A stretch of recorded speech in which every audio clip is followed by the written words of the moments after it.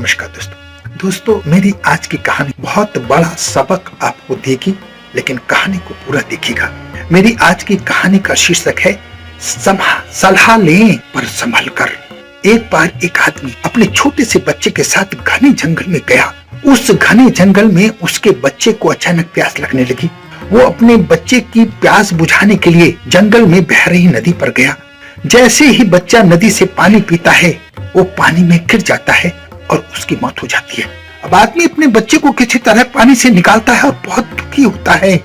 अब भरे जंगल में वो उसका अंतिम संस्कार कैसे करे, उसके सामने ये समस्या बन जाती है।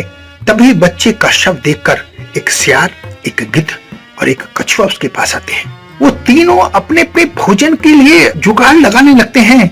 जब आदमी उनसे कहता है कि बच्चे का संस्कार कैसे करूं, इसमें मेरी मदद कर दीजिए, तो सियार अपने स्वार्थ हेतु कहता है, इस बच्चे का शव किसी चट्टान पर रख दो, इसे धरती माँ इसका उद्धार कर देगी। क्योंकि वो चाहता था कि चट्टान से मैं इसको उठाकर चट कर जाऊंगा। गिद्ध बोलता है, नहीं, चट्टान पे रखने से जानवर खा जाएंगे, इसका शरीर आप किसी पेड़ पर लगा दो, सूर्य भगवान की कृपा से इसे मुक्ति मिल जाएगी। वो अपने चक्कर में था कि अगर पेड़ पर बच्चा बैठा होगा तो मैं अपना भोजन बना लूंगा। कछुआ भी अपनी खुशी को छिपाते हुए बोला, नहीं, इसकी मृत्यु पानी में हुई है, इसलिए इसे पानी में बहा दो।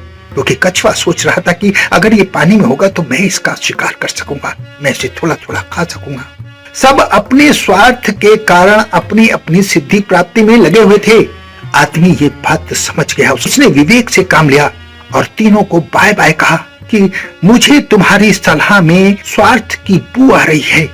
अपनी ये सलाह अपने पास रखो। मैं अपने बच्चे का अंतिम संस्कार करूंगा, उसे अग्नि को समर्पित करूंगा, लेकिन आपके कहे अनुसार नहीं करूंगा।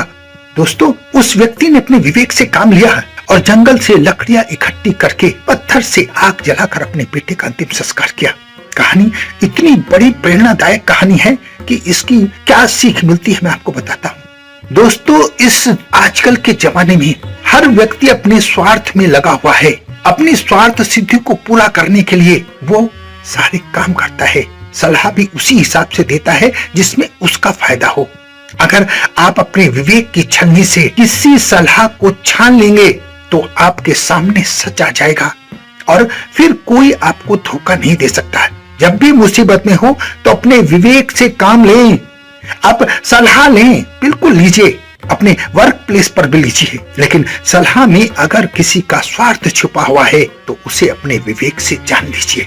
सुने सबकी पर माने अपनी अंतरात्मा की, अपने विवेक की।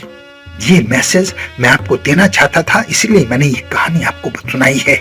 आशा है ये कहानी आपको बहुत पसंद आएगी। अपना बहुत ध्यान रखें, हंसते रहें, मुस्कुराते रहें, खुश रहें। धन्यवाद।